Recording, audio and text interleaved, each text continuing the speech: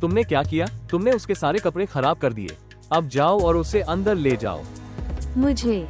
अब जल्दी जाओ, तुमने उसके कपड़े खराब कर दिए। मुझे टिश्यू दो। क्या कर डाले? तुम मेरे साथ आओ आओ।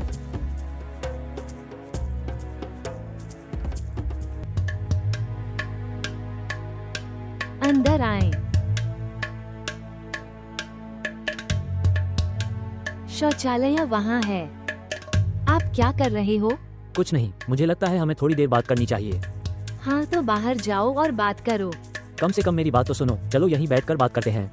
मुझे अकेला छोड़ दो। मैं तुम्हें क्यों छोड़ दूं? यहाँ आओ।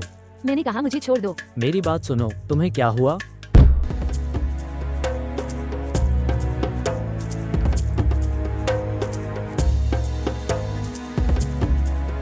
क्या हुआ? तुम मुझसे दूर चले जाओ।